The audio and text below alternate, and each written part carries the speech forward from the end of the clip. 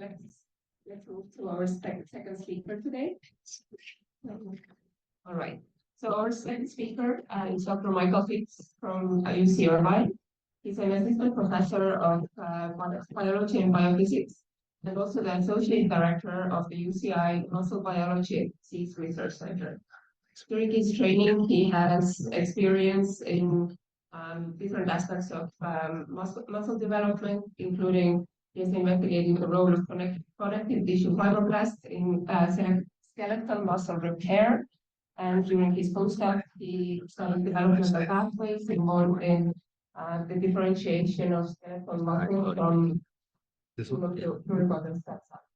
Also now in his own lab, his research is focused on understanding the skeletal muscle cells, how they interact with their tissue environment, and how disease microenvironments can influence the self-renewal properties of muscle stem cells. And today in his talk, he will focus on the use of spatial RNA sequencing to identify molecular factors in tissue environment that could improve retention of stem cells after transplantation and to improve use of muscle stem cells in vivo therapy. Thank you. Thank you very much.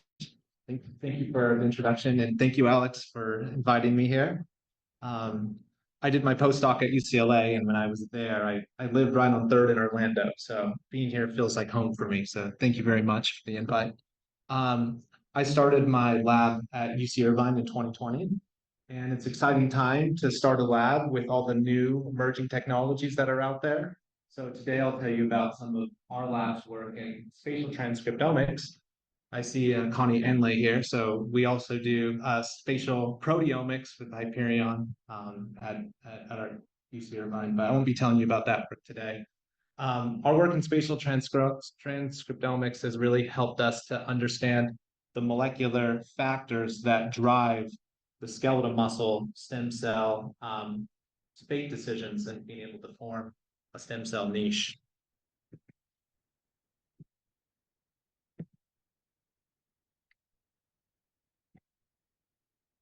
Okay, so let me orientate you to the skeletal muscle, introduce you. So the skeletal muscle, this is a single muscle fiber shown here on the right-hand side of the screen. Skeletal muscle is multinucleated, and it's one of the very few tissues in our body that's multinucleated. You have placenta that has multinucleation, cardiomyocytes to some level binucleated, but skeletal muscle is highly multinucleated, and it's highly adaptive. Since we're in LA, I'll give the Hollywood reference. If you have Christian Bale as Batman, superhero, he weighs 230 pounds of muscle. Or if Christian Bale plays an insomnia person in The Machinist, he weighs 150 pounds. That is the skeletal muscle undergoing protein synthesis and hypertrophy or autophagy to shrink. And so skeletal muscle can be extremely adaptive, and it's a very fun system to study because of that. Skeletal muscle is also highly regenerative.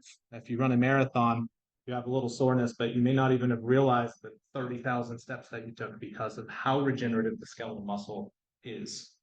And skeletal muscle is regenerative because of the resident stem cell that's very potent within the skeletal muscle called the satellite cell.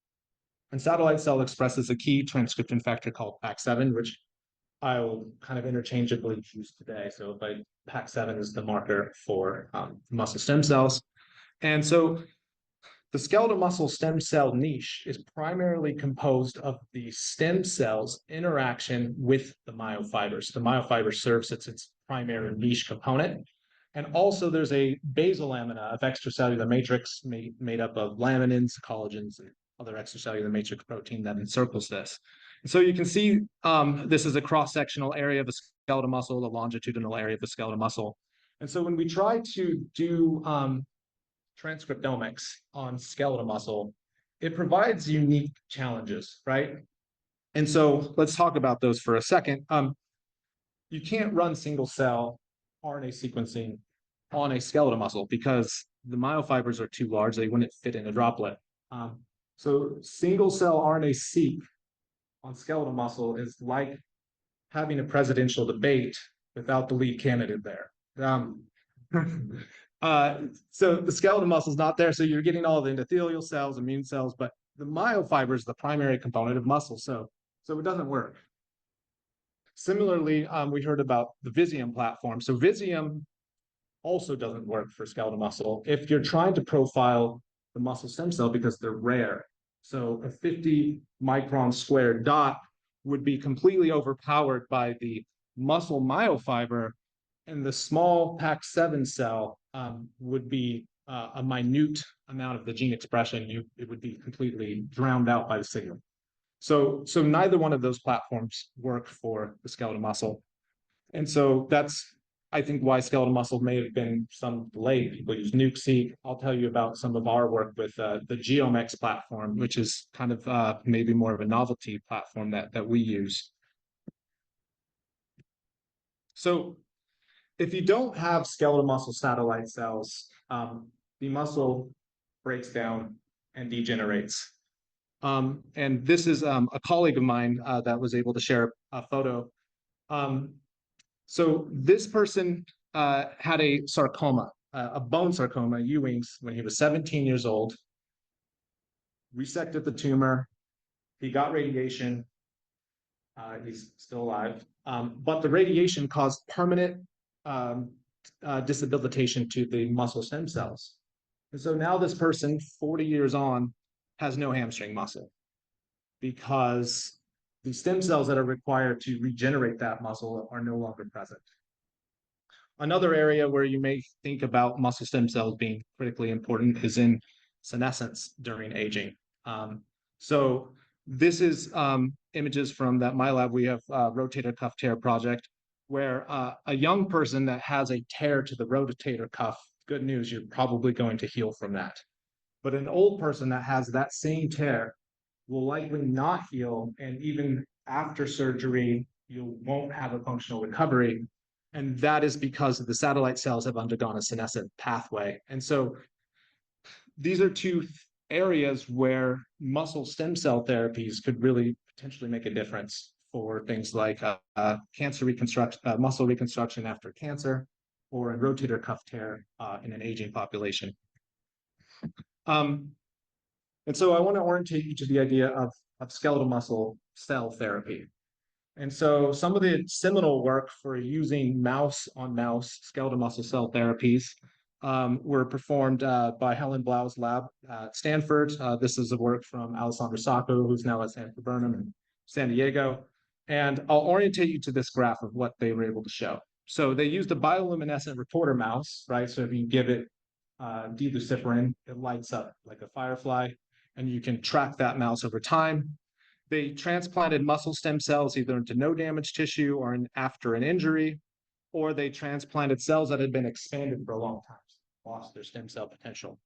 And what you can appreciate here is that over time, after an injury, but not when there is no damage, those skeletal muscle stem cells will intake within the muscle, they'll incorporate with it. And if you apply a second injury, in this case, they applied an injury after 45 days, those transplanted muscle stem cells should respond to that injury, proliferate, and then repair subsequent injury. And so for a cell therapy to be efficient, you really need to be able to undergo this event called repopulation. So a skeletal muscle stem cell can then respond and respond to lifelong injuries, which we all may come across. And so my lab is very focused on generating skeletal muscle stem cells from pluripotent stem cells. And we've been working on this for several years, several papers, and I won't get into all of the details of how we undergo this process, but I will tell you that we can efficiently generate skeletal muscle in dish. And what you see here is a red fluorescent protein labeled iPS cell colonies. We differentiate them for about 6 weeks. We find factors. And after about 6 weeks, you can see that we have skeletal myotubes in a dish. You can see that they're multinucleated, as I previously introduced. They express myosin, which is the contractile protein of skeletal muscle. And in the dish, you can see the PAX7 muscle progenitor cells, which would be the precursor of the adult satellite cell. And so we're trying to use these for our cell therapies and trying to understand how these cells can respond to an injury and be maintained and incorporate in xenografts. So we use taking these cells, human cells, and xenograft them into immunocompromised mice.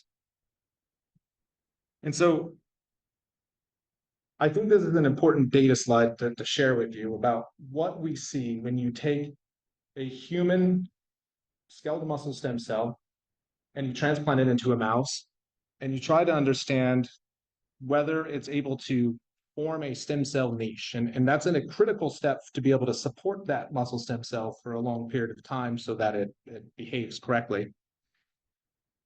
Another piece of data set that I didn't mention to you is a common challenge across the field of pluripotent stem cell biology is that when you generate your favorite lineage, in our case, skeletal muscle, it forms more of an embryonic or fetal-like cell. And so therefore it behaves more that way. And so when we take fetal human cells and transplant them, xenotransplant into a mouse, we wait 30 days and we look to see whether they're able to form a muscle stem cell niche equivalent to an adult, or if we take the cells lab grown in a dish from IPS and transplant them. This is what the data look like. So the adult cells, they can incorporate very well within this xeno mouse environment and form a niche. Whereas fetal or mouse, or fetal or IPS derived muscle, they do this less efficiently. So they can form in the niche, but they also will sit outside. These are the Pac7 cells after 30 days. And they form near these small little fibers primarily, or they can just be sitting in interstitial space. And so when we quantify what type of stem cell niche transplanted cells form, you can see that adult are primarily here, fetal have this mixture, and that pluripotent derived cells are all here. They're just near these small little fibers, and we don't know anything about them. And we don't know why they form these small fibers. And another piece of critical data is that adult cells, when you transplant them, they're highly potent, right? So about 40% of them will retain their stem cell potential. Some will fuse to make myofibers. But this goes down with fetal and with IPS-derived cells. Okay, so they don't maintain their Pac7 stem cell potential quite as well. And we're trying to understand that process. So a lot of data that I won't share with you today, I identified that those small fibers that allow for the niches to form with transplanted IPS cells, they express this regenerative signature. And because they're fetal in nature, those small fibers also express fetal receptors and fetal niche myofiber genes. And one of those fetal myofiber genes is this gene ACTC1. It's a fetal actin for skeletal muscle. And so you can see that the small fibers express this, whereas the large myofibers don't express this. And so we had a couple of clues here, and where we're going to start addressing this with spatial transcriptomics, right? So we know that the cells that transplant form niches or are supported by these small green fibers marked by ACTC1. They don't really get into the large myofibers like the adult cells do. And we are trying to understand why. And can we use spatial transcriptomics to try to address this question? Okay, so for the system that we're going to use, as I mentioned earlier, it's the NanoString GeoMex. And so I'll introduce you to this system. So it's pretty cool because you can transplant in a human cell into a mouse, and then you can get the transcriptomics of the human cells out of the xenograft piece of tissue. And so you take a flash frozen skeletal muscle, or you can take any tissue. In this case, we use our xenograft transplantation. And then you have to expose the RNA sites with proteinase K, and you have to really try to optimize that. It takes some time. And then with NanoString, they offer this whole transcriptomic. So you can get the mouse or the human, and it has every known gene, and ask them how they validate every single gene. But for us, it did work. So you have the RNA oligo of the entire transcriptome. And then one caveat is you need to have an antibody. You have to have a target, right? So if you're doing 10x and you're just saying null hypothesis, I want to see what's there, it doesn't work like that. You have to know what morphology markers you want to see. So in our case, we knew Pac7 marked the stem cell. We knew this gene ACTC1 myofiber. So we had our targets of interest. And then you do a region of, so you do an ROI, and then these RNA oligos are photocleavable. So if you just shine a bright light on them, on your ROI of interest, you can think of it like laser capture, but it's really just capturing the oligos. So then those photocleavable oligos are then captured in a nice 6-well plate, and then it's sequenced. And so this is what our tissue looked like when you put it on a nanostring. So we had the engrafted myofiber cells here, or we had dispersed Pac7 cells, right? So again, this would definitely not work on a Visium platform to try and capture that. And so you do your segmentation overlay, so something that looks like this, and then you apply a mask, and you use this the same way you would with ImageJ or something. You apply a mask, but it's all within the system. And then in this case, in brown, we have the myofibers. And then in this case, pink, we have the Pac7 cells, okay? So you can segment on these area, and then you have to find a minimum number of cells. So it's not single cell resolution. You have to be able to pool a few cells, like a few Pac7 cells to be able to this to work. And so this is what this tissue actually looks like on the GeoMech. So you put as many tissues on the slide as you want. You can put 6, 10, however many tissues. This is our transplanted cells. So you transplant them in, wait this amount of time. So you can see this region of interest where they transplanted. These mass 07 is one of our regions of interest. You can collect up to 96 different regions of interest. Essentially, it's bulk RNA sequencing of a spatial piece of tissue. You could look at it within the grafted region or in these other particular regions and apply it like such. And then in more detail, this is kind of what this data looked like. And so since this is a spatial meeting, I'll tell you a little musings on the technology for a sec. So in this, you see the region of interest number 10, which is outlined here. You can see that the Pac7 cells, we were able to identify 3 of them, mask on 3 cells, right? So it's not single cell, but I got all the way down to 3 cells. So that's pretty close, right?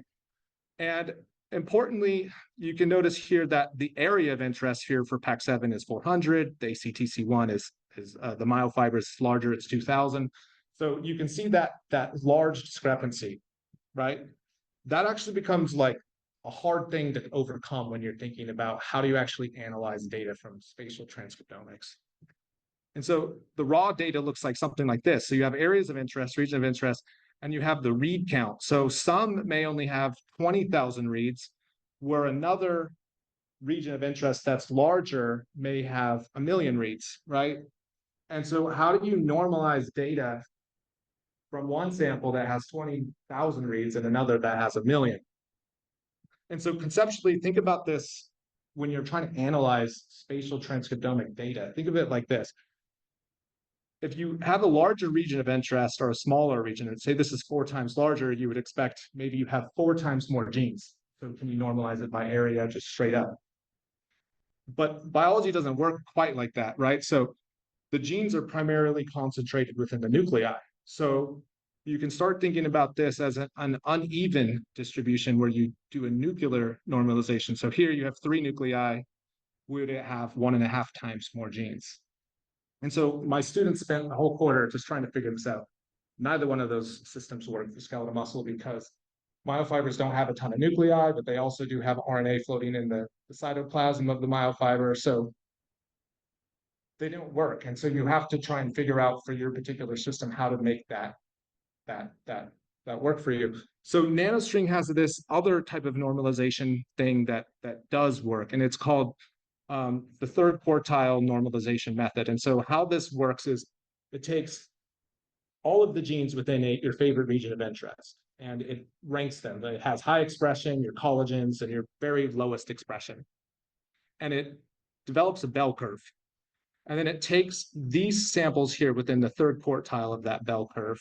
And it says, all right, I'm going to use those genes for normalization. And it doesn't matter what the gene is, normalization against all of your other regions of interest that you're trying to do differential gene expression on. So it does 3rd quarter normalization across all of your samples. And it works pretty darn well. So we knew Pac7 ROIs should have high Pac7. The ACTC1 should have high ACTC1. We use those that are positive controls. And it worked really, really well. And let me show you some cool data. So first, I mentioned that some of the small myofibers were this fetal signature, and there were some other ones that didn't have that signature. So we can draw regions of interest on them, and then we would export the data because NanoString's internal pipeline, it's like loop browser, it kind of sucks. So we export it into R, and then you can draw your PCA, and you can get all of your essentially PCA plot, which is, think of it like bulk RNA sequencing, but on regions of interest. And then my plot here doesn't show up, but essentially we could profile the different types of myofibers. So for example, these ACTC1 fibers that were supporting transplantation expressed these immature myosin genes like myosin heavy chain 3. They expressed these sprouty genes, ACTC1 was there. And we could genomically profile what those cells expressed. And so my colleagues in 2021 published a Nature Communications paper on this program called Cell Chat. Maybe some of you have used it. I'll introduce that briefly. Essentially, it uses a curated database of all known ligand and receptor interactions that have been published today. So it's a couple of thousand different ones that's in this database. And so it can take your single cell transcriptomic data. It doesn't have to be spatial, it can be any data, and predict the interaction between two different cell populations of interest. So in our case, we had these more mature myofibers, we had these immature ones that were supporting muscle stem cells, and then we had the stem cells. And so this also should show up where there's these arrows, I'm not sure why not. But essentially what we found was that these ACTC1 positive cells expressed unique gene signatures that were allowing them to interact with things like the Notch pathway, dystroglycan pathway, integrin pathway on the PAX7 cells. This gene right here, which was a surprise to us, I'd never even heard of it, called thrombospombin 4, is a membrane stabilizer protein that is now one of our lead candidates for understanding how stem cell niches are actually regulated. Okay, so while I could have went after this gene thrombospombin 4 to try and understand, if I knock it out, what happens to the stem cell, we took a larger approach. And so what we're going to do next is we're going to break the niche, as my title implies. We're going to break the niche by just knocking out all of the ACTC1 positive myofibers. All right, so my lab also does a lot of CRISPR work. And so I'm going to introduce you to the system that we use to inducibly deplete any cell type of interest. And pluripotent stem cells are unique because you can do it like pretty much any genetic manipulation you can imagine to them. So Andres Nagy had published a really nice paper linking this suicide gene to your gene of interest. And so in our case, we're looking at this gene ACTC1. We inserted the suicide gene, which is this FKB12. So this is like a binding protein, essentially. It has a linker, and then you have caspase-9, which can induce apoptosis in a cell of interest. So if you drive this behind your favorite gene, and then you add in this prodrug, AP1903, it causes dimerization, caspase-9 then translates to the nucleus, and then you can kill your cell of interest, right? So we wanted to know if we killed off those small myofibers but left everything else intact, what would happen to the stem cell? And so this is supposed to show up again, didn't transfer over. Essentially, we did PCR. We found that this did work, that this was inserted into our gene of interest. All right, so what we found in this particular case was that we took our iCaspase-9 iPS cells, we differentiated them into skeletal muscle, we transplanted them into mice, and then we started to inject this mice every 2 weeks over a 90-day period with this particular drug, see what would happen if we killed off this particular niche cell. So here's in our control, we have cell transplantation and engraftment. And then here is in this drug group, you can see most of the myofibers are killed off. And then you're left with a bunch of, in yellow, you can see a bunch of human cells that are still just present there hanging out. We want to know, are those still PAX7 cells, or if not, what the heck are they? And so this is more of that data using spatial transcriptomics. So here's your control. We were able to do our regions of interest on different regions to identify the myofibers versus the ones that have been knocked out. And then also looking at the PAX7 cells. So you can see that if you knock out these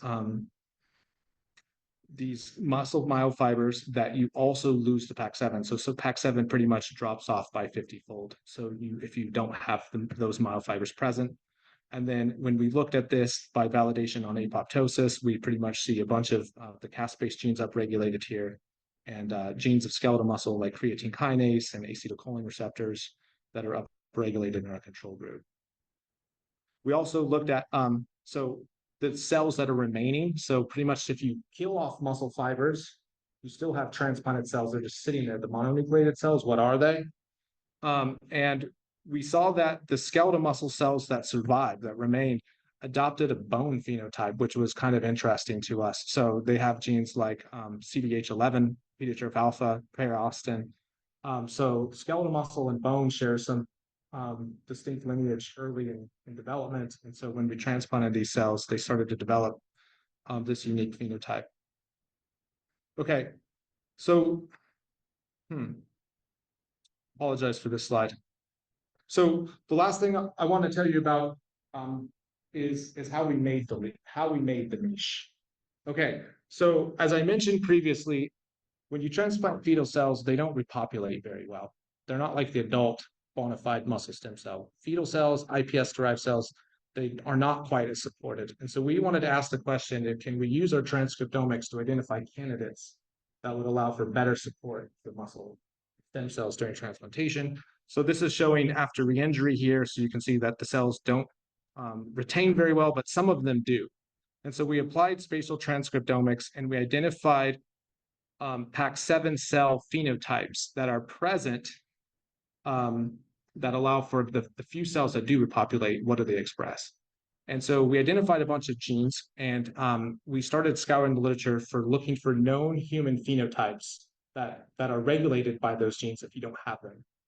And this gene here, MEGF10, stood out to us. And so I'm going to introduce you guys to MEGF10 for 1 second, and then I'll tell you how we overexpressed it, and I'll end. But so essentially, MEGF10 was one of the genes, our top hit gene that we found in spatial transcriptomics during repopulation.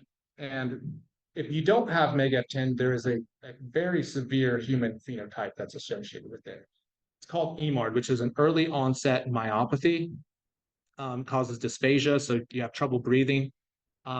People sometimes hear about Duchenne. This disease is much more severe. It's diagnosed in utero when the baby's not kicking. And if you have a full knockout, you don't survive for 1 year. So people that do live with this disease have some sort of haplotype where they have low level expression. So MEGF10 is found in the earliest stem cell niches that are formed early in development. There's a mouse model for this, and if you have a knockout of MEGF10, the muscle does not regenerate very well, and again, it's embryonic lethal. So we have these iPS cells growing in our lab now. We were able to get patient-derived samples from people with EMARD, and we're studying a stem cell niche receptor disease. So if you don't have it, like I said, you die. But we asked the other way of the question, which is essentially, can you inducibly overexpress this stem cell niche receptor, and what happens if you do? And so my PhD student spent quite a long time making this inducible system where we can transiently overexpress our favorite niche gene. So it's not on the iPS cells, it's only on when we tell it to be on. And so we made this really fun system where you knock in tetracycline responsible element into a safe harbor locus. This case is the AAVS1. It's driven by CHG, so it's constitutive. And then we also knocked in a MEGF10 with the tetracycline and an RFP into a second safe harbor. So that way there was no leakiness. But when you add doxycycline, it binds to the responsive element, binds to the promoter, and then you can have MEGF10 being driven off of it. And it took us a long time to get this to work. But it does work really well. So you can see when you add dox to the iPS cell cultures, pretty much we have 100% red. And so I'll tell you about one fun experiment that we are ongoing. So we essentially took these TET-on iPS cells, differentiate them to muscle. When we add dox, you can see that RFP turns on, so it's not silenced. Maybe there's a little, but you can enrich for it. And then we ask this question. So when you transplant in these cells and you overexpress this gene we identified by spatial transcriptomics, when does MEGF10 regulate? Does it regulate it? And if so, what stage of stem cell niche formation is MEGF10 most important for? and can induce this repopulation potential. So we can dox at specific time points after transplantation. So like early when the cells are first transplanted or at later stages as the niche matures. Try to identify when does MEGF10 work. So this is the last data slide I'll show you. So we transplanted in skeletal muscle stem cells. We induced DOX, we induced MEGF10 overexpression. And then we induced a cardiotoxic injury. So we injured the muscle and then we allowed it for, this is after 60 days. So this is what the skeletal muscle we were able to generate with this stem cell overexpression factor look like after injury. So instead of like going away after injury, we found a very robust repopulation phenotype with skeletal muscle that are overexpressing this particular factor. So you could see large regions of skeletal muscle here in red are being able to be restored. In green are the PAC7 cells. And if you were to zoom in, you could see hundreds of them. So this is really exciting data for trying to understand how, using spatial transcriptomics can build niches. And so we're currently looking for the ligand for, can we just induce MEGF10 in people and, use it as a druggable target? So with that, my conclusions, spatial biology combined with CRISPR-Cas9 gene editing and iPS cells is a very powerful tool to identify and integrate cell-cell interactions that can modify stem cell niche behavior and cell behaviors. We found that stem cell niche formed during muscle regeneration. That's primarily how the muscle niche is formed. And these regenerative myofibers are essential for supporting the muscle stem cells. And then upregulating niche ligands, such as the MEGF10 I mentioned, can really drive de novo niche formation. And we're hoping to be able to use this for both regenerative and cell-based therapies for the future. And so in conclusion, I'd like to give a special thanks to my lab. Ben Klock is our resident CRISPR editor.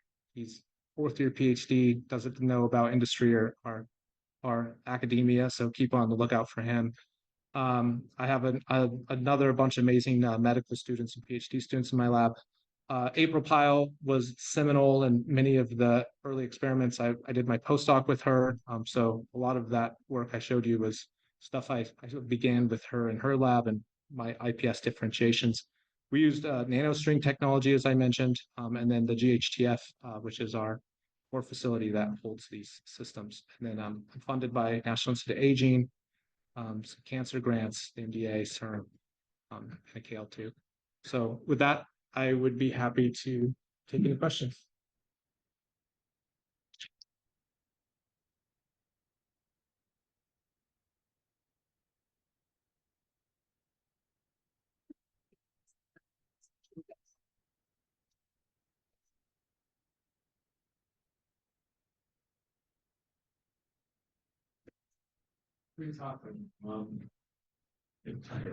Hey, how are you doing?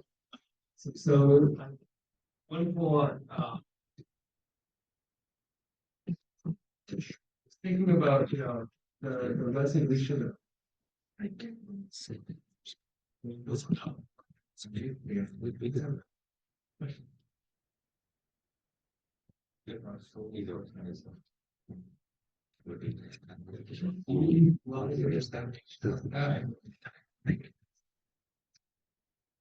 So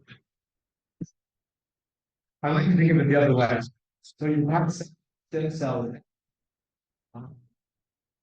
and so there's a dilation feature, but if you have it even slightly off, you start picking up black fiber genes, then you know for sure when it be in the stem cells. Because those cells are directly touching, we did have that as, if you start looking, and publish, so if you pull up our Excel spreadsheet and look, and like, why is there a myosin gene with PAC7 cell? It's not that, it's just there's a small bit of, I would say, pullover. So the way around that is the myofibers have so much more of that gene when you do differential gene expression. It'll kind of be that's a minimal thing, so it kind of pulls out. But there's definitely spillover, if you will, from the same. Yeah.